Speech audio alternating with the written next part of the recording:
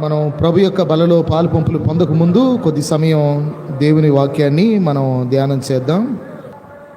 అపోస్తలుడైన పౌలు కొలస్సీయులకు రాసిన పత్రిక 1వ అధ్యాయము 24వ వచనాన్ని మనం అందరం కలిపి చదువుదాము. ఇప్పుడు మీ కొరకు నేను అనుభవించుచున్న శ్రమల యందు సంతోషించుచు సంఘము అను ఆయన శరీరము కొరకు క్రీస్తు పడిన పాట్లలో కొదువైన వాటి యందు నా వంతు నా శరీరమందు సంపూర్ణము చేయుచున్నాను. చాలు ప్రియులారు, ఈరోజు 24వ వచనాన్ని మనం ధ్యానం చేద్దాం. మరి పోయిన వారం 23వ వచనాన్ని మనం ధ్యానం చేశాము. అందులో పునాది మీద కట్టబడిన వారై స్థిరముగా ఉండి మీరు విన్నట్టు ఆకాశము క్రింద ఉన్న సమస్త సృష్టికి ప్రకటింపబడినట్టు ఈ సువార్త వలన కలుగు నిరీక్షణ నుండి తొలగిపోక విశ్వాసమందు నిలిచి ఉండిన ఎడల ఇది మీకు కలుగును. పౌల నేను ఆ సువార్తకు పరిచారకుడను అని పౌలు యొక్క మాటల్ని పోయిన వారం మనం జ్ఞాపకం చేసుకున్నాం. ఈ వారం 24వ వచనాన్ని మనం ధ్యానం చేద్దాము. ఈ 24 నుండి 29 వరకు పౌలు సంఘము కొరకు ఏమేమి చేశాడో ఆ విషయాలు ఆయన రాస్తూ ఉన్నాడు. అది మనం 24 నుండి 29 వరకు చూస్తూ ఉన్నాం. పౌలు సంఘము కొరకు ఏం చేశాడో ఆ విషయాలు ఇక్కడ ప్రస్తావిస్తూ ఉన్నాడు. కనుక పౌలు కొలస్సీయుల కొరకు చేసిన విషయాలు, తర్వాత సంఘము కొరకు సార్వత్రిక సంఘం కొరకు చేసిన విషయాలు మనం ఇక్కడ జ్ఞాపకం చేసుకుంటాం. కనుక సంఘము అన్నప్పుడేమో సార్వత్రిక సంఘం మనం చూస్తాం. తర్వాత సంఘములు అన్నప్పుడేమో స్థానిక సంఘములు, చిన్న చిన్న స్థానిక సంఘాలని మనం చూస్తాం. కనుక సంఘము అనేది సార్వత్రికమైనది, సంఘములు అనేవి స్థానికమైనవి. కాబట్టి స్థానిక సంఘాల్లో ఎవరైనా ఉండొచ్చు, కానీ సార్వత్రిక సంఘములో రక్షింపబడి క్రీస్తు యొక్క సారూప్యతలోనికి మార్చబడుచున్న వారే ఉండగలరు. వారే వధువు సంఘముగా వారు సిద్ధపరచబడతారు అనే విషయాల్ని మనం గత 2-3 వారాలుగా మధ్యలో ఆ మాటలు మనం జ్ఞాపకం చేసుకుంటున్నాం. కనుక మన గురి స్థానిక సంఘములో ఉండడమే కాదు, సార్వత్రిక సంఘములో వధువుగా మనం సిద్ధపడుతూ క్రీస్తుని ఎదుర్కోవడానికి మనం సంసిద్ధులుగా ఉండేవారంగా ఉండాలి. అది మన గురి అయి ఉండాలి. అయితే పౌలు సంఘము కొరకు, సంఘముల కొరకు ఎలా ప్రయాసపడ్డాడో ఆయన చెప్తూ వచ్చాడు. 24వ వచనంలో పౌలు ఇలా అన్నాడు, ఇప్పుడు మీ కొరకు నేను అనుభవించుచున్న శ్రమల యందు సంతోషించుచు అనే మాట మనం చూస్తూ ఉన్నాం. ఇప్పుడు అనంటే ఆయన ఈ పత్రిక రాసే సమయంలో కూడా ఆయన శ్రమల్లో ఉన్నాడని మనకు అర్థమవుతుంది. అయితే ఎక్కడున్నాడు ఆయన అంటే ఆయన చెరసాల్లో ఉన్నాడు. కనుక పౌలు చెరసాల్లో ఉండి రాసిన పత్రికలు ఉన్నాయి కదా, ప్రిజన్ ఎపిజిల్స్ అంటారు వాటిని, చెరసాల పత్రికలు. ఏమేమి రాశాడు ఆయన అంటే ఎఫెసీ పత్రిక, తర్వాత ఫిలిప్పీ పత్రిక, తర్వాత కొలస్సీ పత్రిక, తర్వాత ఫిలేమోను పత్రిక. వీటిని చెరసాల పత్రికలు అని అన్నారు. పౌలు చెరసాల్లో ఉండి రోమా చెరసాల్లో ఉండి రాసినటువంటి పత్రికలు. అయితే ఆయన ఈ పత్రిక రాసే సమయానికి కూడా ఆయన చెరలో ఉన్నట్టుగా మనకు అర్థమవుతుంది. అంటే కష్టాల్లో, బాధల్లో, ఇబ్బందుల్లో సంఘము కొరకు ఆయన మరి ఉన్నట్టుగా మనకు అర్థమైంది. అయితే ఇక్కడ అన్నాడు కదా, ఇప్పుడు అన్నప్పుడు ఆయన పత్రిక రాసే సమయాన్ని తెలియజేస్తూ ఉంది. మీ కొరకు అంటే కొలసీల కొరకు అని మనకు అర్థమవుతుంది. కొలసై సంఘస్థుల కొరకు ఆయన శ్రమ పడుతూ ఉన్నట్టుగా ఆయన తన పత్రికలో రాస్తూ ఉన్నాడు. అయితే ఈ శ్రమల్లో కూడా ఆయన సంతోషిస్తున్నట్టుగా రాశాడు కదా. కనుక ఇప్పుడు మీ కొరకు నేను అనుభవించుచున్న శ్రమల యందు సంతోషిస్తున్నాను. శ్రమల్లో సంతోషించడం అనేది పౌలు పత్రికల్లో, ముఖ్యంగా చెరసాల పత్రికల్లో మనం ప్రత్యేకంగా చూస్తాం, శ్రమల్లో సంతోషించడం. కానీ సహజంగా లోకాన్ని మనం చూసినప్పుడు ఏదైనా మేలు జరిగినప్పుడు ఆనందం, శ్రమలు కలిగినప్పుడు దుఃఖం సాధారణంగా మనం చూస్తాం.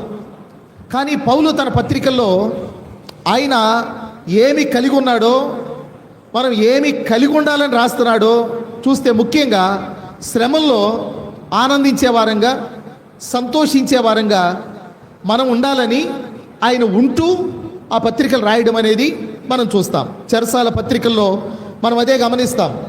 కాబట్టి ఆయన శ్రమల్లో ఉండి సంతోషిస్తున్నాడు, మీరు కూడా సంతోషించండి అని ఆయన మాట్లాడడం అనేది చూస్తాం. కొరింథీయులకు రాసిన 2వ పత్రిక 12వ అధ్యాయం, కొరింథీ 2వ పత్రిక 12వ అధ్యాయము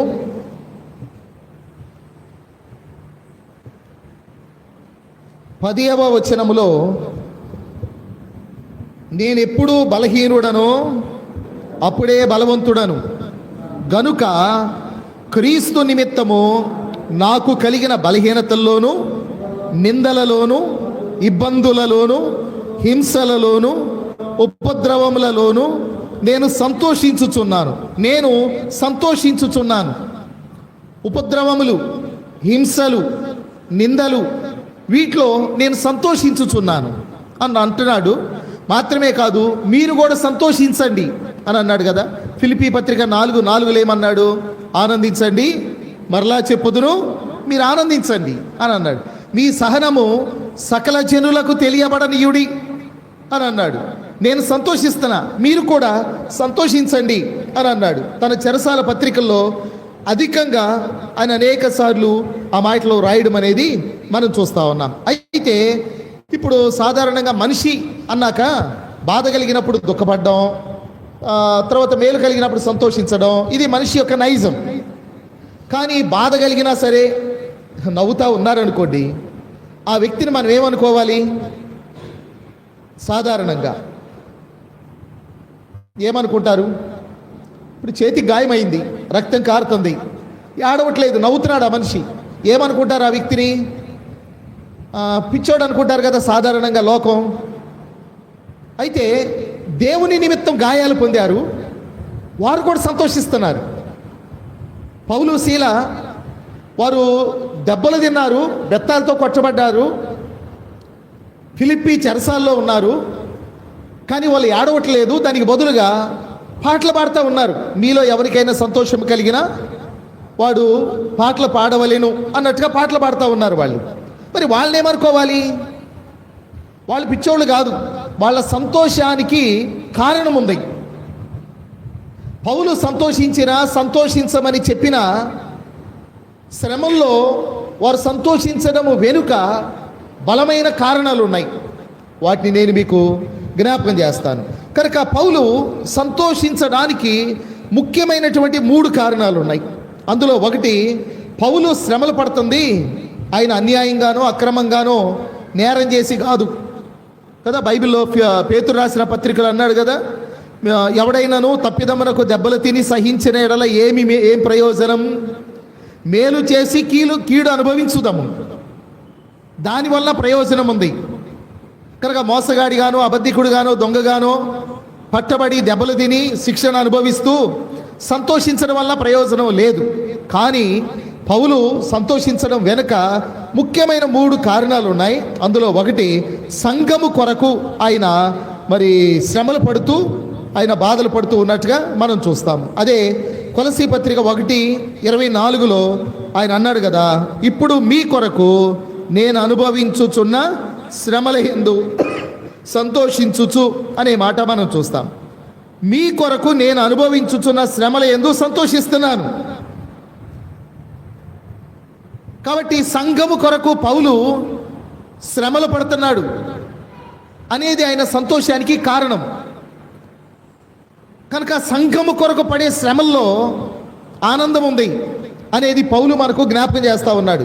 2వ అధ్యాయము 1వ వచనములో, మీ కొరకును లవోదికేయ వారి కొరకును శరీర రీతిగా నా ముఖము చూడని వారందరి కొరకును నేను ఎంతగా పోరాడుచున్నానో మీరు తెలిసి కొనగోరుచున్నాను అన్నాడు. కాబట్టి కొలసీల కొరకు మాత్రమే కాకుండా లవోదికేయ వారి కొరకు కూడా, ఆయన ముఖాన్ని చూడని వారి కొరకు కూడా, సార్వత్రిక సంఘము కొరకు ఆయన శ్రమలు పడుతూ ఉన్నట్టుగా ఆయన చెప్తూ వచ్చాడు. తర్వాత కొరింథీ రెండో పత్రిక 11వ అధ్యాయము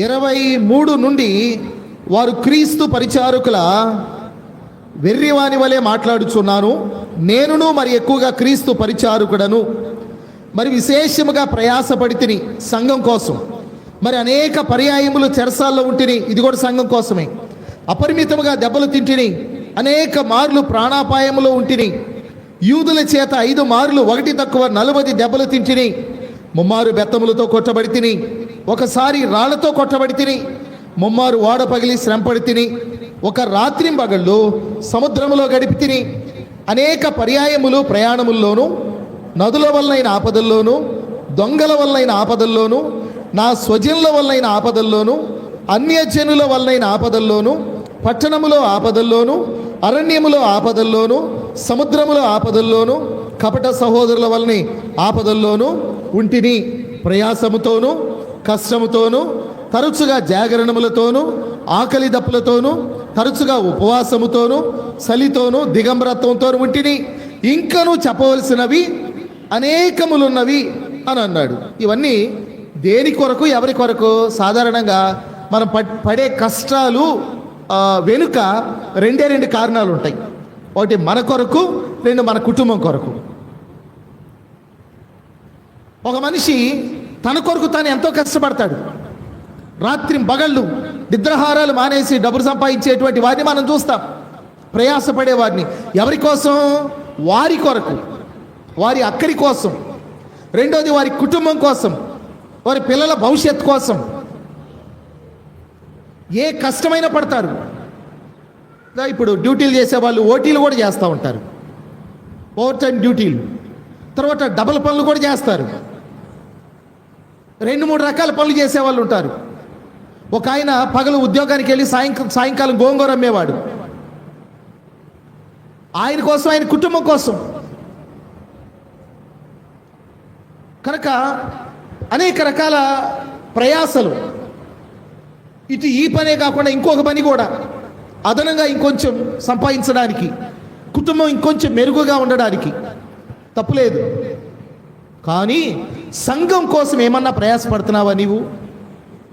పౌలు ఇవన్నీ కూడా సంఘం కోసమే ఈ మాటలు చెప్తూ ఆయన ఇంకా అన్నాడు కదా, 11వ అధ్యాయము 28వ వచనములో ఇలా అన్నాడు, ఇవియోగాక సంఘములన్నిటిని గూర్చిన చింతయు కలదు, ఈ భారము దినదినము నాకు కలుగుచున్నది అని అన్నాడు. సంఘములను గూర్చిన చింత నాకు కలదు, ఈ భారము దినదినం నాకు అధికమగుచున్నది అని అన్నాడు. కాబట్టి పౌలు శ్రమల్లో సంతోషించడము వెనుక ఆయన సంఘము కొరకు శ్రమ పడుతూ ఉన్నట్టుగా మనకు అర్థమవుతూ ఉంది. కనుక మనం మరి మన కొరకు శ్రమ పడితే మనం ఆనందించలేము. మన కుటుంబాల కొరకు శ్రమ పడినప్పుడు ఇలాంటి ఆనందాన్ని పొందలేము. సంఘం కోసం శ్రమ పడినప్పుడు మనం ఆనందాన్ని పొందగలం. ఇదివరకు రోజుల్లో సంఘం కోసం పొలం పని చేసిన దినాలు కూడా ఉన్నాయి. మనం పలాని వస్తువు కొందాం, పొలానికి వెళదాం, కోత కోద్దాం, లేకపోతే కుప్పేద్దాం అనుకొని. మన కోసం మనం కష్టపడ్డప్పుడు అంత ఆనందం లేదు. కానీ సంఘం కోసం ప్రయాసపడినప్పుడు ఆనందం వేరు. మన ఇళ్ల పనులు చేసుకునేటప్పుడు మన బొచ్చులు మోసినా, సిమెంటు అందించినా, ఇసుక మోసినా మనకు అంత ఆనందం కలగలేదు. కానీ మందిరం పని చేసేటప్పుడు మనం చేసిన పనికి మనకు ఆనందం కలుగుతుంది. కనుక సంఘం కోసం మనం ఏది చేసినా దాని వెనుక మనకు ఆనందం ఉంది. కనుక పౌలు తాను సంతోషించడము వెనుక మొదటి కారణం ఆయన శ్రమపడేది సంఘం కోసం.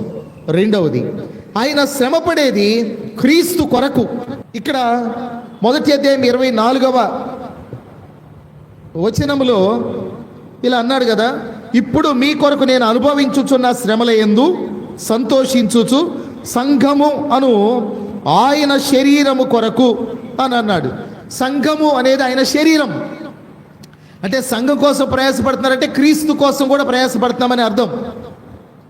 అయితే కొన్నిసార్లు మనము క్రీస్తు కొరకు ప్రత్యేకంగా శ్రమ పడే సందర్భాలు కూడా ఉంటాయి.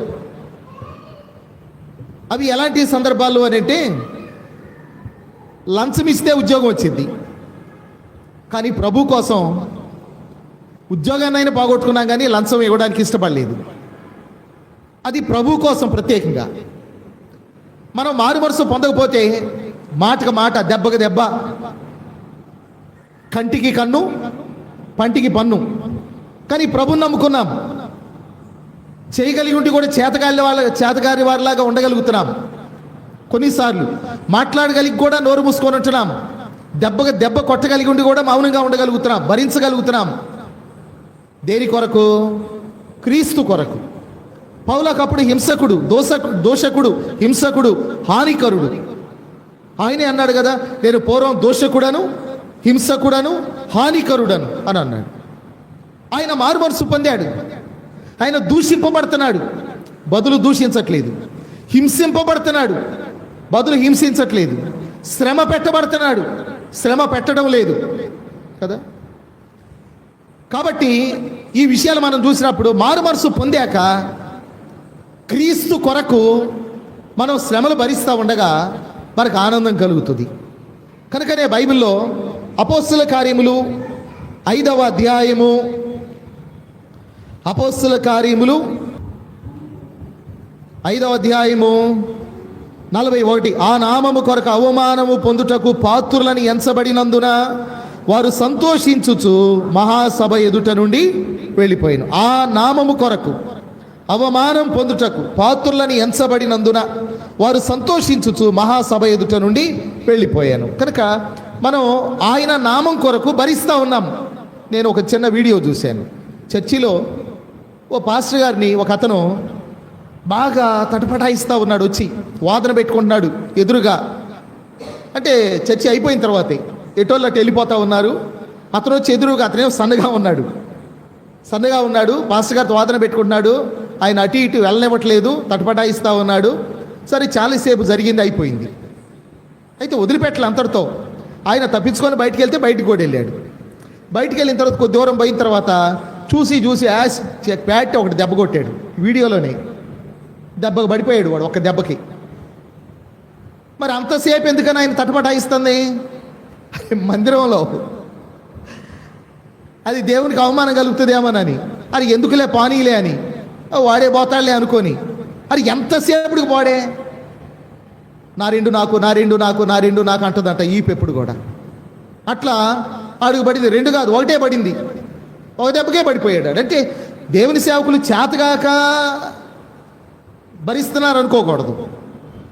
దేవుని నామం కొరకు మన భారతదేశంలో చూస్తున్నాం హింసలు, వ్యతిరేకతలు, ఆటంకాలు, స్వార్థ ప్రకటిస్తూ ఉంటే.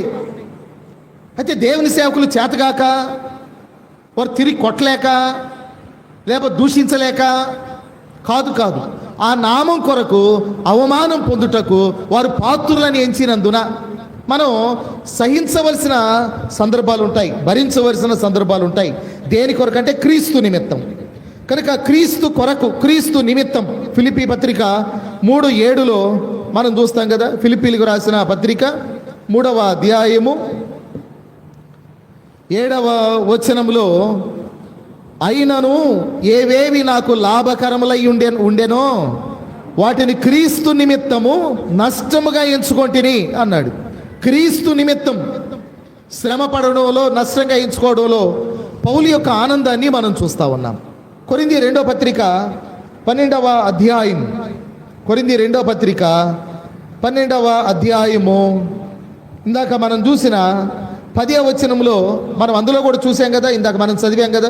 క్రీస్తు నిమిత్తం నాకు కలిగిన బలహీనతల్లో, నిందల్లో, ఇబ్బందుల్లో, హింసలు, ఉపద్రవములలో నేను సంతోషించుచున్నాను అనే మాట ఆయన వాడుతూ వచ్చాడు. ఇదంతా కూడా క్రీస్తు నిమిత్తం అనేటువంటి విషయాన్ని మనం చూస్తాం. పౌలు సంతోషించడానికి మొదటి కారణం ఆయన శ్రమ పడుతుంది సంఘం కోసం. పౌలు సంతోషించడానికి రెండవ కారణం ఆయన శ్రమ పడుతుంది క్రీస్తు కొరకు, క్రీస్తు నిమిత్తం ఆయన శ్రమ పడుతుంది. కనుక క్రీస్తు కొరకు, క్రీస్తు నిమిత్తం మనము శ్రమలు భరించే వారమైతే మనం అందులో కూడా ఆనందిస్తాము, ఆనందించాలి అని జ్ఞాపకం చేసుకుంటా. మూడవది, ఆయన బహుమానం కొరకు ఆయన శ్రమలు పడతా ఉన్నాడు, పొందబోయే బహుమానం కొరకు.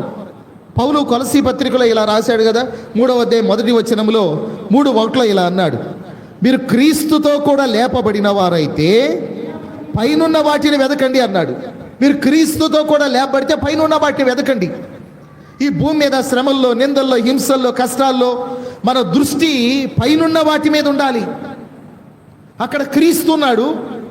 క్రీస్తుతో పాటు ఆయన సిద్ధపరిచిన జీతం ఉన్నది. ఆయన దగ్గర కిరీటాలు ఉన్నాయి, బహుమానాలు ఉన్నాయి. కాబట్టి మన దృష్టి ఆ పైనున్న వాటి మీద ఉండాలి. హెబ్రీయులకు రాసిన పత్రిక మోషేని గురించి ఈ మాటలే వ్రాయబడ్డాయి. మోషే పెద్దవాడైనప్పుడు విశ్వాసమును బట్టి ఐగుప్తు ధనము కంటే క్రీస్తు విషయమైన నింద గొప్ప భాగ్యమని ఎంచుకొని అల్పకాలము పాప భోగం అనుభవించుట. 11వ అధ్యాయం హెబ్రీ పత్రిక 11:24 నుండి.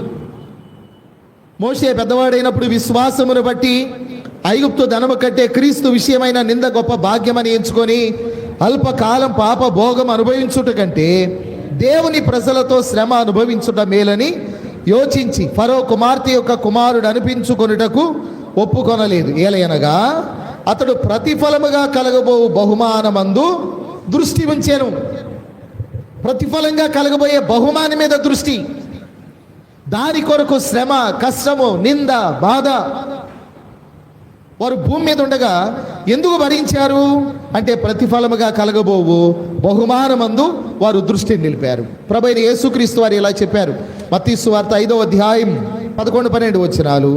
నా నిమిత్తము జనులు మిమ్మును నిందించి హింసించి మీ మీద అబద్ధముగా చెడ్డ మాటలెల్లా పలుకునప్పుడు మీరు ధన్యులు, సంతోషించి ఆనందించుడి, పరలోకమందు మీ ఫలము అధికమగును. అలాగున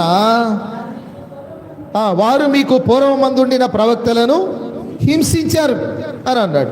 మీరు సంతోషించి ఆనందించండి, పరలోకమందు మీకు ఫలం ఉంది. కాబట్టి ప్రతిఫలంగా పొందబోయే బహుమానం, కిరీటం, ఫలము ఇవన్నీ పరలోకంలో ఉన్నాయి మన కొరకై. దాని కొరకు భూమి మీద మనము శ్రమలు పడాలి. శ్రమల్లో గుండా, కష్టాల్లో గుండా మనం వెళుతూ ఉన్నాం. కనుక పౌలు సంతోషించడానికి, శ్రమల్లో కూడా సంతోషించడానికి 3 కారణాలు. ఒకటి, ఆయన శ్రమ పడుతుంది సంఘం కోసం. రెండవది, ఆయన శ్రమ పడుతుంది క్రీస్తు నిమిత్తం. మూడవది, ఆయన శ్రమ పడుతుంది ప్రతిఫలంగా కలగబోయే బహుమానమందు దృష్టి నిలిపి.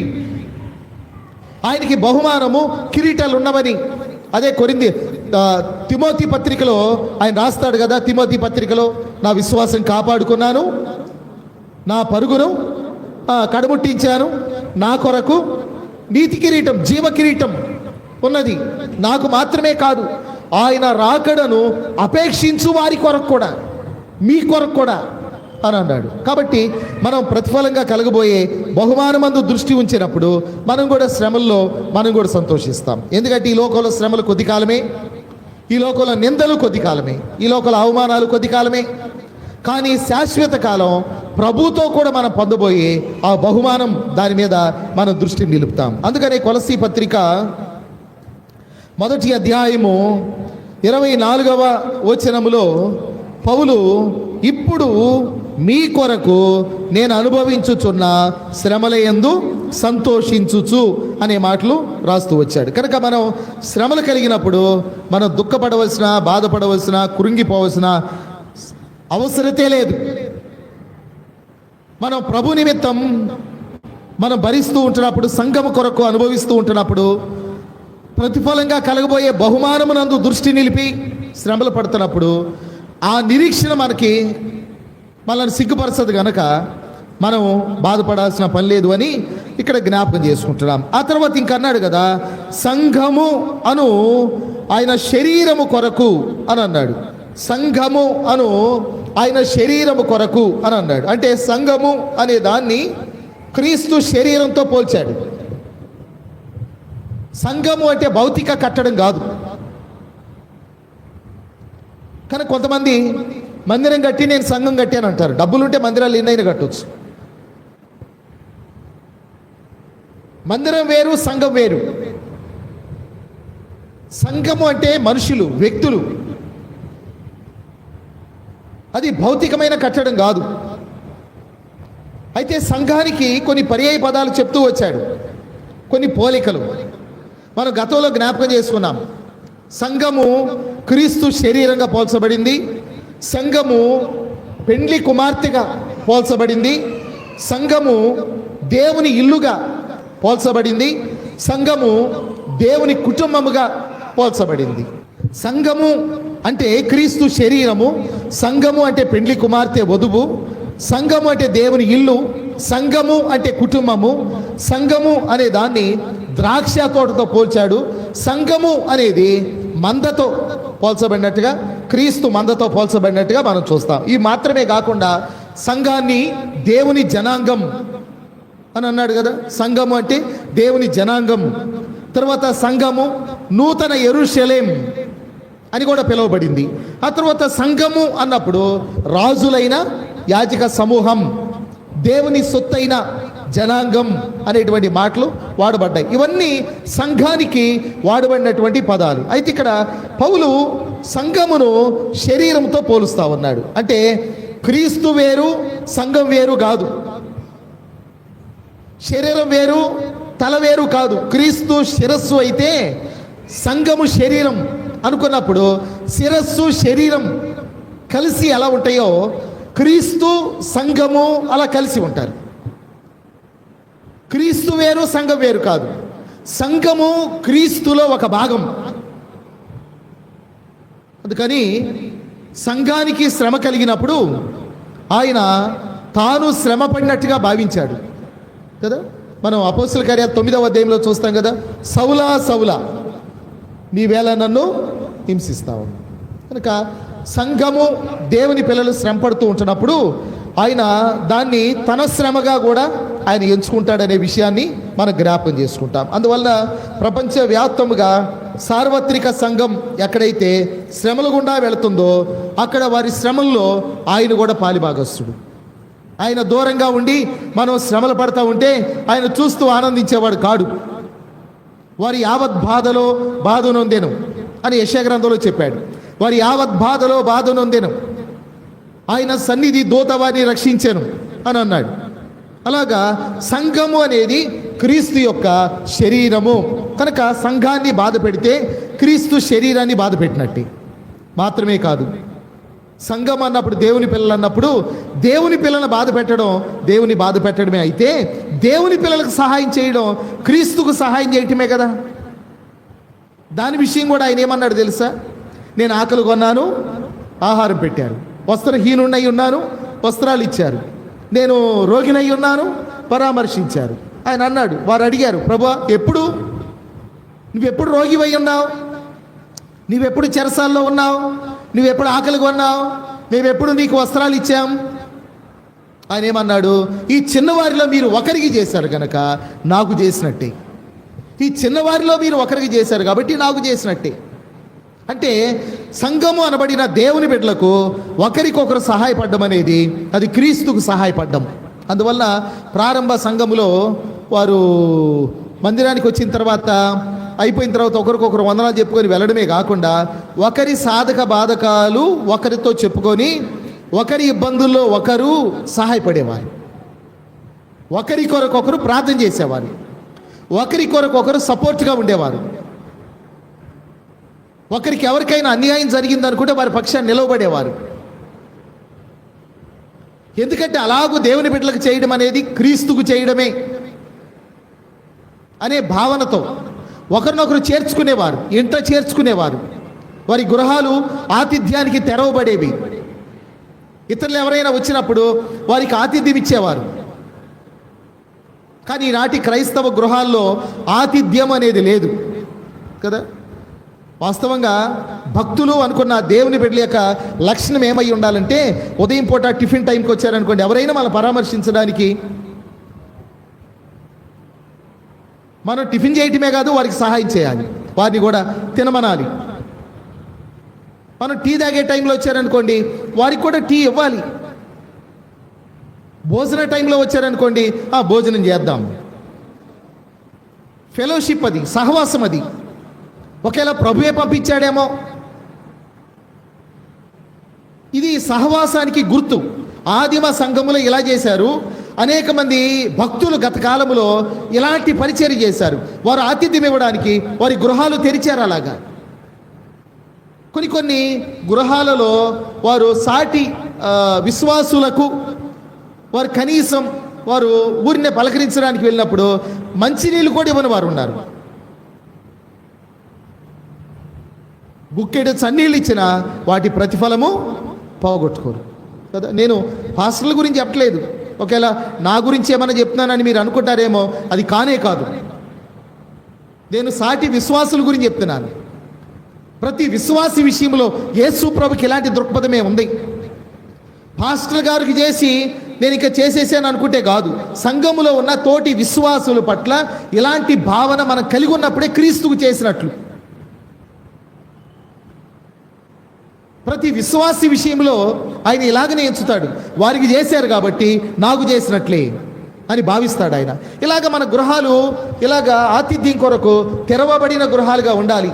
అంతేగాని కొన్ని చోట్లకు వెళ్ళినప్పుడు మంచినీళ్ళు తాగుతారా అని అడుగుతారు. ఇంకేం తాగుతారు అడిగితే? మంచినీళ్ళు ఇవ్వడం అనేది అలవాటు కదా, ఒక మంచి పద్ధతి. తర్వాత టీ తాగుతారా అంటే వద్దులే అంటారు ఎవరైనా సాధారణంగా. కొంతమందికి అలవాటు ఉండదు. కాకపోతే ఏంటంటే కొంచెమన్నా మనం చేయగలిగిన ఆతిథ్యం, ఒకవేళ టీ అలవాటు లేదని కొంచెం మంచిగా తాగండి అంటే కొంతమందికి ఆతిథ్యం ఇవ్వడం అదొక అలవాటు ఉంటుంది. వాళ్ళు ఒప్పించగలరు, వారికి ఇది కాకపోతే ఇది ఇంకొకటి ఏదైనా చేసి ఆతిథ్యం ఇచ్చిన తృప్తిని పొందగలరు వాళ్ళు. కొంతమందికి అదే ఉండదు. మరి కొంతమంది ఎలా ఉంటారంటే భోజనం పెట్టుకొని తింటూనే ఉంటారు, వచ్చిన వాళ్ళతో ముచ్చట చెప్తూనే ఉంటారు. కనీసం భోజనం చేస్తామని కూడా అనరు. కనుక దేవుని బిడ్డల పట్ల మనం ఎలాంటి భావన కలిగి ఉండాలి? మంచి చేసినా అది క్రీస్తుకు చేసినట్టే, కీడు చేసినా దేవుని బిడ్డలకు సాటి దేవుని బిడ్డలకు కీడు చేసినా అది క్రీస్తుకు చేసినట్లే. అందువలన సంఘము అనేది ఆయన శరీరం అనే విషయాన్ని మనం మర్చిపోకూడదు. ఈ కొలసీ పత్రికలో 1వ అధ్యాయం 24వ వచనములో అదే అన్నాడు కదా, సంఘము అను ఆయన శరీరము కొరకు అనే మాట వాడాడు. సంఘము అనేది ఆయన శరీరము అని అన్నాడు. ఆ తర్వాత ఇంకేమన్నాడు? సంఘము అను ఆయన శరీరము కొరకు క్రీస్తు పడిన పాట్లలో అని అన్నాడు. సంఘము అనే శరీరం కొరకు క్రీస్తు ఏం పడ్డాడంట? పాట్లు పడ్డాడు అని అన్నాడు కదా. ఇక్కడ పాట్లు పడ్డం అంటే, పాట్లు పడ్డం అనే దానికి శ్రమలు పడ్డం, కష్టాలు పడ్డం, ఇబ్బందులు పడ్డం, ఇలాంటి పర్యాయ పదాలు ఉన్నాయి. కానీ గ్రీకు భాషలో దాన్ని థ్లిప్సియోన్ అనే పదాన్ని వాడాడు. థ్లిప్సియోన్ అంటే 7 ఏండ్ల శ్రమల కాలము ఎలా ఉంటుందో అలాంటి శ్రమలు, అంతకంటే ఎక్కువైన శ్రమలు యేసు ప్రభువారు సంఘం కొరకు పడ్డారు. ఆయన అగోని అని అంటారు. అగోని వేదన. ఆయన పడినన్ని శ్రమలు ఏ మానవుడు పడలేదు. ఆయన సంఘము కొరకు పడినన్ని శ్రమలు ఏ మానవుడు పడలేదు. సృష్టి ఆది నుండి ఇప్పటి వరకు ఏ మానవుడు పడలేదు. విలాప వాక్యములు 1వ అధ్యాయం, విలాప వాక్యములు 1వ అధ్యాయము 12, 13 వచనాల్లో, త్రోవను నడుచు వారలారా ఇలాగు జరుగుట చూడగా మీకు చింత లేదా? యెహోవా తన ప్రచండ కోప దినమున నాకు కలుగు చేసిన శ్రమ వంటి శ్రమ మరి ఎవరికైనాను కలిగినదో లేదో మీరు నిదానించి చూడుడి. పరము నుండి ఆయన నా ఎముకల మీదికి అగ్ని ప్రయోగించి ఉన్నాడు, అది ఎడతెగక వాటిని కాల్చుచున్నది అని అన్నాడు. కనుక నాకు కలిగిన శ్రమ వంటి శ్రమ మీలో ఎవరికైనా కలిగినదో లేదో నిదానించి చూడండి, ఆలోచించండి. నాటి నుండి నేటి వరకు ఆయన పొందిన శ్రమల వంటి శ్రమలు ఎవరు పొందలేదు. ఆయన పొందింది సంఘము కొరకు, అంటే నీ కొరకు, నా కొరకు. ఆయన వేదన పడ్డాడు, శ్రమలు భరించాడు. కనుక ఎన్నో వేదనలు పడ్డాడు మనల్ని రక్షించడానికి, మనల్ని విమోచించడానికి. ఆ విషయాన్ని మనం ఎన్నడూ మర్చిపోవద్దు. మన జీవితకాలం అంతా ఆయనకు మనం కృతజ్ఞులుగా ఉండాలి, కృతజ్ఞులమై ఉండాలి. ఆయన మన కొరకు పొందిన శ్రమల కొరకు మనం కృతజ్ఞులమై ఉండాలి. జీవితకాలం అంతా కృతజ్ఞులమై ఉండాలి. అంతేగాని మధ్యలో నువ్వేదో అడిగావు, నీ ప్రార్థనకి ఏదో సహాయం దొరకలేదు, ఇంతకాడికి నేను ప్రార్థనకు రావడం ఎందుకు, నేను అడిగింది ఆయన ఇచ్చాడా అని చెప్పి నీ ప్రార్థనలకు ఫలితాలు ఏదో రాలేదని నువ్వు అలిగి దూరం అవడం అనేది అది న్యాయంగానే కాదు. ఎందుకంటే నీ కొరకు ఎన్ని శ్రమలు పడ్డాలో అన్ని పడ్డాడు ఆయన. ఇక నీకు మేలు చేశాడా చేయలేదా, తర్వాత నువ్వు చదువుకున్నావా చదువుకోలేదా, నీ వ్యాపారం అభివృద్ధి అయిందా కాలేదా, ఉద్యోగం వచ్చిందా రాలేదా, వీటి మీద కృతజ్ఞత అనేది ఆధారపడి ఉండకూడదు. నీకు ఏది జరిగినా ఏది జరగకపోయినా నువ్వు బ్రతికినంత కాలం ఆయన కృతజ్ఞత కలిగి ఉండాలి. ఎందుకంటే నిన్ను నరకం నుండి తప్పించాడు, నిత్య నరకాగ్ని నుండి తప్పించాడు. మిగతావి ఉంటేమి లేకపోతేమి అయి తర్వాత విషయం, అది ఈ లోకం మట్టుకే. కానీ యుగ యుగాలు వేదన పడే ఆ ఆరని అగ్నిగుండం నుండి ఆయన నిన్ను తప్పించాడు. దాని కొరకు ఆయన మనుషులందరూ పొందవలసిన ఆ అగ్నిగుండపు వేదన సిలువలో పడ్డాడు ఆయన. మానవులు యుగ యుగాలు అగ్నిగుండంలో పడే వేదన ఒక్కనాడే ఆయన సిలువలో భరించాడు. ఆయన నా దేవా నా దేవా నన్నేలా చేయి విడిచితివి అని అన్నాడు. ఆయన పొందిన శ్రమ వంటి శ్రమ ఎవరూ పొందలేదు. ఆయన సంఘము కొరకు ఆయన పాటలు పడినట్టుగా మనం చూస్తూ ఉన్నాం. అయితే పౌలు ఈ మాటలో రాస్తూ ఇంకేమన్నాడో తెలుసా? సంఘము అను ఆయన శరీరము కొరకు క్రీస్తు పడిన పాటలలో కొదువైన వాటి యందు అని అన్నాడు. కొదువైన వాటి యందు నా వంతు నా శరీరమందు సంపూర్ణము చేయుచున్నాను అని అన్నాడు. అంటే యేసు ప్రభు పొందిన శ్రమలు చాలవా మానవ రక్షణ కొరకు అనేది ఒక ప్రశ్న. పౌలు అన్నాడు కదా, కొదువైన వాటి యందు నా వంతు నేను నా శరీరమందు నేను భరిస్తున్నాను అన్నాడు కదా. అన్నప్పుడు యేసు ప్రభు పొందిన శ్రమలు సంపూర్ణము కావా, అందులో లోపం ఉన్నదా, కొదువ ఉన్నదా అనే ప్రశ్న మనకు కలిగింది. అంటే యేసు ప్రభు పొందిన శ్రమలు అవి మానవుడు రక్షింపబడ్డానికి సరిపోవా? హెబ్రీ పత్రిక 9వ అధ్యాయం, హెబ్రీ పత్రిక 9వ అధ్యాయము 26వ వచనం.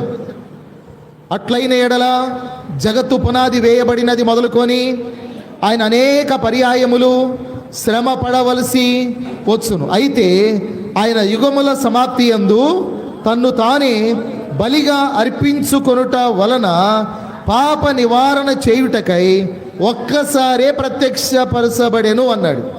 కనుక పాప నివారణ చేయడానికి ఒకసారి ప్రత్యక్షపరచబడ్డాడు, పాప నివారణ జరిగింది. మరి కొదువేమీ లేదు. ఇంకా ఆయన పొందిన శ్రమలు కాక ఇంకెవరో పొందాల్సిన అవసరం లేదు. ఆయన పొందిన శ్రమలే సరిపోతాయి. ఇంకో మాట కూడా చదువుదామా? 10 హెబ్రీ పత్రిక 10వ అధ్యాయము 10వ వచనం. యేసు క్రీస్తు యొక్క శరీరము ఒక్కసారియే అర్పింపబడుట చేత ఆ చిత్తమును బట్టి మనము పరిశుద్ధపరచబడి ఉన్నాము అన్నాడు. అయిపోయింది. ఆయన ఒక్కడు పొందిన శ్రమలు సరిపోతాయి. ఇంకెవరు శ్రమలు పొంది ఆయనకు సహాయం చేయక్కర్లేదు కదా. ఇప్పుడు ఆయన సిలువను మోసుకుంటా వెళతా ఉంటే ఒక వ్యక్తి మధ్యలో వచ్చి కొద్ది దూరం ఆ సిలువను మోయడం జరిగింది. కానీ ఆయన కొరకు మరణించడం అనేది ఆ వ్యక్తి వల్ల కాదు. కొద్ది దూరం మోయగలిగాడు. తర్వాత మరలా క్రీస్తు శరీరం మీద మోపబడింది. తర్వాత ఆయనే భరించాడు. సిలువ కూడా ఆయనే పొందాడు, ఆయనే మరణం పొందాడు. ఆయన పక్షానికి ఒకరు మరణించాల్సిన అవసరం లేదు. ఆయన చేసిన బలియాగం సంపూర్ణమైంది. అందులో కొదువంటూ ఏది లేదు. ఆయన ఏదన్నా కొంచెం మిగిల్చి ఇది మీరు చేయండి అనాల్సిన అవసరం లేదు. పొలానికి వెళ్ళినప్పుడు కోత కోసేటప్పుడు కొంచెం మిగిల్చి ఆ కొద్దిగా పూర్తి చేసుకొని వచ్చేసేయి, నేను ఈలోపు కాళ్ళు చేతులు కడుక్కుంటానని చెప్పేవాళ్ళు ఉంటారు. కోతలకు వెళ్ళే వాళ్ళకి తెలుస్తుంది. అలాగే ఏదో కొద్దిగా మిగిల్చి నేను సిలువలో బలియాగం అయ్యాను కానీ కొంచెం ముందే ఇక మీరు పొందండి అని ఆయన ఏం అప్పగించలేదు. కానీ మరి పౌలు ఏంటి ఇలా మాట్లాడుతున్నాడు? పౌలు అన్న మాట మనకు అలాగనే అర్థమవుతుంది కదా కొంతవరకు. ఏమన్నాడు ఆయన? కొలస్సీ పత్రిక 1:24లో సంఘము అను ఆయన శరీరము కొరకు క్రీస్తు పడిన పాటలలో కొదువైన వాటి యందు నా వంతు నా శరీరమందు సంపూర్ణము చేయుచున్నాను అని అంటే కొదువ ఉన్నది అన్నట్టుగా పౌలు మాట్లాడుతున్నాడు కదా అని అంటే దాని భావాన్ని చెప్తాను వినండి మీకు. దీన్ని బైబిల్ పండితులు ఏమన్నారంటే మిస్టరీ ఆఫ్ సఫరింగ్ అని అన్నారు. మిస్టరీ ఆఫ్ సఫరింగ్,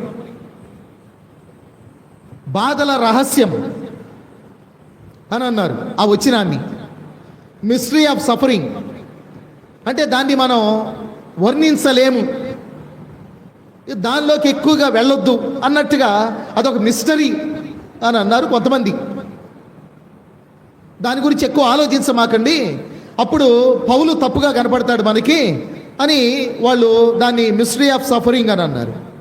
మరి కొంతమంది బైబిల్ పండితులు ఏమన్నారంటే కమ్యూనియన్ ఆఫ్ సఫరింగ్ అని అన్నారు. కమ్యూనియన్ ఆఫ్ సఫరింగ్ అంటే బాధల సహవాసం అని అన్నారు. కొంతమంది ఏమో బాధల రహస్యం అని అన్నారు, కొంతమంది ఏమో బాధల సహవాసం అని అన్నారు. కమ్యూనియన్ ఆఫ్ సఫరింగ్ అని అన్నారు. కనుక ఎక్కువ మంది దీన్ని నమ్మారు.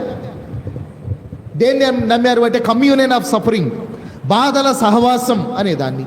అంటే నేను శ్రమలు పడడం వలన ఆయనతో కూడా నేను సహవాసము పాలిభాగస్తుడయ్యాను అన్న భావనతో రాశాడు పౌలది. ఆయన ఏదో కొద్ది మిగిల్చాడు, నేను దాన్ని పూర్తి చేయాలి, నేను పూర్తి చేయకపోతే అది కొదువుగానే ఉంటుంది అని కాదు. ఆయన చేయాల్సిందంతా చేశాడు. నేను కూడా సహవాసం అనేది. ఇప్పుడు ఒక పెద్ద రాయి ఉంది, ఒక 10 కేజీల రాయి ఉంది. చిన్నపిల్లవాడు ఎత్తగలడా? చెప్పండి, ఎత్తగలడా? ఎత్తలేడు కదా, పైకి ఎత్తలేడు కదా 10 కేజీల రాయిని.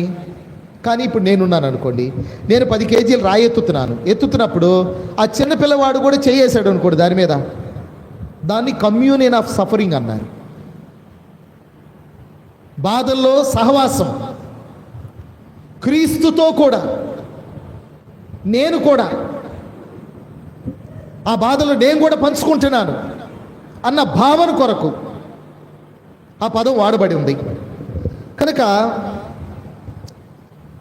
వారు బాధల సహవాసం అన్నారు. అంటే క్రైస్తవుల బాధలు క్రీస్తు బాధలతో ఐక్యమై సంఘం యొక్క ఆధ్యాత్మిక అభివృద్ధికి దోహదం చేస్తాయి.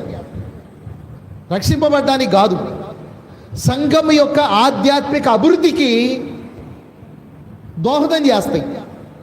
అలాగునే శ్రమలు పడుతున్నానని పౌలు రాశాడు అని దాన్ని అన్నారు. సంఘం కోసం ఆయన శిష్యులు పడే, క్రైస్తవులు పడే శ్రమలను ఆయనతో ఐక్యం చేయడం, ఆ యూనిటీని లేక ఐక్యతను తెలియజేస్తూ ఉంది. బైబిల్లో తిమోతి 2వ పత్రిక 2వ అధ్యాయం, తిమోతి 2వ పత్రిక 2వ అధ్యాయము 12వ వచనం, 2వ పత్రిక 2:12.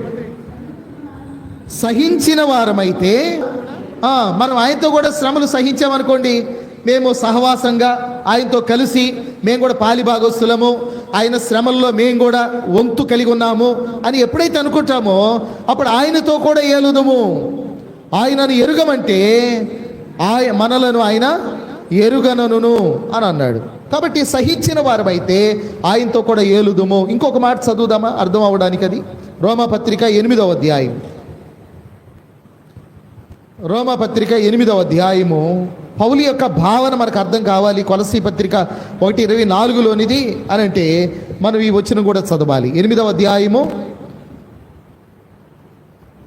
17వ వచనం, మనము పిల్లలమైతే వారసులము, అనగా దేవుని వారసులము, క్రీస్తుతో కూడా మహిమ పొందుటకు ఆయనతో కూడా శ్రమ పడిన ఎడల క్రీస్తు తోడి వారసులం. మనం వారసులంగా పాలిభాగస్తులంగా స్వాస్థ్యాన్ని పొందాలి ఆయనతో కూడా పరలోకములో నిత్యత్వంలో. అంటే ఇక్కడ ఆయన శ్రమల్లో మనం కూడా పాలిభాగస్తులుగా ఉండాలి కదా. సాధారణంగా ఒక చెయ్యండి అంటారు, చూసారు ఒక మాట, బాధల్లో కష్టాలు ఇబ్బందులు ఒక చెయ్యండి మీరు కూడా అన్నట్టుగా క్రీస్తు సంఘములో దాని కొరకైనా శ్రమల్లో మనవంతు మనం కూడా ఒక చెయ్యేసి పాలిభాగస్తులంగా మనం కూడా ఉండడం వలన ఆయనతో కూడా ఏలుదాం. రోమా 8:17లో ఆ మాటలు మనం చూస్తూ ఉన్నాం.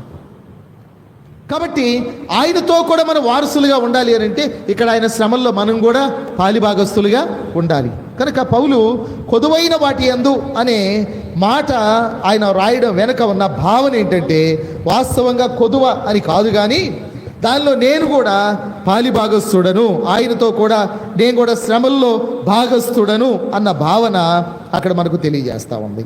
తర్వాత కొలసీ పత్రిక 1:24 ఈ మాటలు చెప్తూ ఇంకొక మాట ఇలా అన్నాడు కదా, సంఘము అను ఆయన శరీరము కొరకు క్రీస్తు పడిన పాటలలో కొదువైన వాటి యందు అనే దాని అర్థాన్ని చూసాం. తర్జుమాలో ఇలా రాశారు, కానీ దాని భావం వేరు అనే దాన్ని మనం చూసాం. వాటి యందు నా వంతు నా శరీరమందు సంపూర్ణము చేయుచున్నాను. ఇక్కడ నా వంతు అనే మాట వాడాడు కదా. కనుక మరి ప్రశ్న ఏంటంటే, మరి నీ వంతు ఏంటి అనేది కూడా ప్రశ్న కదా. ఇక్కడ పౌలు నా వంతు నేను ఇలా చేస్తున్నాను. ఇప్పుడు బైబిల్లో మనం చూసినప్పుడు దేవాలయం కట్టాల్సి వచ్చింది. దావీదు దేవునికి మందిరం కడదాం అనుకున్నాడు, ఆలయం కడదాం అనుకున్నాడు. అనుకొని ఆయన ఏం చేశాడంటే, ముందు తను ఏమి ఇవ్వగలడో అవన్నీ ఇచ్చాడు. యుద్ధాలకు వెళ్ళినప్పుడు దోపుడు సొమ్ము ఇచ్చాక రాజుకి చాలా ఎక్కువ ఇస్తారు, మిగతాది సైనికులు పంచుకుంటారు, మిగతా కొంతేమో దేవాలయానికి ఇస్తారు. ఇది వాళ్ళు యుద్ధాలకు వెళ్ళినప్పుడు గెలిచి వచ్చాక చేసే పని. అయితే రాజుగారికి వచ్చే భాగం చాలా ఉంటుంది. దాన్ని దావీదు ఏం చేశాడంటే, విస్తారమైన వెండి బంగారం ఇత్తడి దేవుని మందిరం కోసం ఇచ్చాడు. ఇచ్చి ఆయన ఒక మాట అంటాడు, ఇదిగో నా శ్రమల్లో, నా కష్టాల్లో, నా ఇబ్బందుల్లో నేను సంపాదించినది నా వంతు నేను ఆ దేవుని ఆలయానికి ఇస్తున్నాను. మీలో హృదయ ప్రేరేపణ కలిగిన వారు ఎవరైనా ఇచ్చేవారు ఉంటే ముందుకు రండి అని అన్నాడు. అప్పుడు వాళ్ళ వంతు వాళ్ళు ఇచ్చారు. అందులో నా వంతు అనే పదాన్ని మనం చూస్తూ ఉన్నాం. కనుక మనం ఆయన శరీరంలో రక్తంలో పాలు పంపులు పొందడమే కాదు, పరిచర్యలో అవసరతల్లో కూడా మన వంతు మనం పాలిభాగస్థులం కావాలి. మరి సంఘములో, స్థానిక సంఘములో కానీ సార్వత్రిక సంఘములో కానీ నీ వంతేంటి, నీ పాత్ర ఏంటి, నువ్వేం చేయగలుగుతున్నావు? పౌలు అంటాడు, నా వంతు ఇది, ఇలాగ నేను ఇలా చేస్తున్నాను. మరి నీ వంతు ఏంటి? నువ్వు రావడం పోవడమేనా, లేకపోతే ఆయన శరీరంలో రక్తంను తిని త్రాగి వెళ్ళిపోవడమేనా? నీ వంతు నీవు స్థానిక సంఘానికి ఏమన్నా చేస్తున్న ఆనవాళ్ళు ఉన్నదా? లేక సార్వత్రిక సంఘ పరిధిలో నీ వంతు నీవు ఏమన్నా చేస్తున్న ఆ ఆనవాళ్ళు ఉన్నదా అనే దాన్ని ప్రశ్నించుకోవాలి. కాబట్టి శ్రమపడ్డా, కష్టపడ్డా, ప్రయాసపడినా, సహకరించినా, ఇంకేది చేసినా మన వంతు మనం ఏదన్నా చేస్తున్నామా అనే దాన్ని మనం ఆలోచించాలి. కనుక వారానికి లేక నెలకొకరి కాడికి మందిరాన్ని శుభ్రం చేస్తున్న వాళ్ళు ఉన్నారు. ఇప్పుడు వాళ్ళు చెప్పొచ్చు నా వంతేంటి అని. వాళ్ళు అనుకుంటే వాళ్ళ వంతేంటి? మందిరాన్ని శుభ్రం చేయటం వాళ్ళ వంతు వాళ్ళు చేస్తూ ఉన్నారు. అంటే ఏదో ఒకటి చేస్తున్నారు. ఆ పని కాకపోతే ఈ పని, ఈ పని కాకపోతే ఆ పని, ఏదో ఒకటి వారి వంతు. స్థానిక సంఘానికి వస్తున్నప్పుడు సంఘానికి వచ్చి పోవడమే కాదు, వారి వంతు వారు ఏదో ఒకటి చేస్తూ ఉన్నారు. స్థానిక సంఘానికి, సార్వత్రిక సంఘానికి కూడా నీ వంతు అంటూ ఉండాలి. కనుక వారి కష్టార్జితము నుండి దశమ భాగములు కృతజ్ఞతార్పణలు ఇచ్చేవాళ్ళు ఉన్నారు. కనుక క్రొత్త నిబంధన సంఘములో దశభాగాలు చెప్పారా అని అంటే, వారు వర్ధిల్లిన కొలది, విస్తరించిన కొలది వారు సహకరించారు, విస్తరించిన కొలది ఇచ్చారు అని కూడా బైబిల్లో రాయబడి ఉన్నది. కొంతమందికి ఇచ్చే అలవాటు ఉండదు, కనుకనే వారు పొందరు. బైబిల్ ఏం చెప్తున్నా తెలుసా? ఇయుడి మీకు ఇయ్యబడును, మీరు కొలిసిన కొలత ప్రకారమే మీకు కొలవబడుతుంది. నువ్వు ఏ కొలతతో కొలుస్తావో ఆ కొలతతోనే నీకునో కొలవబడుతుంది. కొంతమందికి ఇవ్వడం అనే అలవాటు ఉంటుంది, వారు పొందుతారు. కొంతమందికి ఇచ్చే అలవాటు ఉండదు, వారు పొందరు. పక్షపాతం ఉండదు. అన్యాయము చేసిన వారికి తాను చేసిన అన్యాయం కొలది మరలా లభించును. మోసపోకుడి దేవుడు వెక్కిరింపబడడు. మనుష్యుడు ఏమి విత్తునో ఆ పంటనే కోయును. కనుక నీ వంతు నువ్వు శ్రమపడినా, కష్టపడినా, సహకరించినా, ఏది చేసినా నీ పాత్ర అంటూ ఉండాలి, స్థానిక సంఘములోను సార్వత్రిక సంఘములోను. కనుకనే పౌలు నా వంతు అనే మాట వాడుతూ వచ్చాడు కదా. కాబట్టి మనం ఈ విషయాన్ని కూడా గుర్తుపెట్టుకొని సంఘము కొరకు, క్రీస్తు కొరకు పౌలు యొక్క వంతు ఏంటంటే శ్రమలు భరించడం అనే దాన్ని ఆయన తన వంతుగా చెప్పడం అనేది మనం చూస్తూ ఉన్నాం. ఇది 24వ వచనము నుండి మనం జ్ఞాపకం చేసుకుంటున్నాము. సంఘము వేరు, క్రీస్తు వేరు కాదు. శిరస్సు శరీరము కలిసి ఉన్నట్టుగా సంఘము క్రీస్తుతో ఐక్యమై ఉన్నది గనక, సంఘం అంటే దేవుని బిడ్డలు గనక వారి విషయంలో మనం క్రీస్తుకు చేసినట్లే మనం చేసేవారంగా ఉండాలి అని ఈ విషయాన్ని కూడా గుర్తుపెట్టుకొని ప్రభు యొక్క శరీరంలో, రక్తంలో మన పాలు పంపులు పొందుదాం.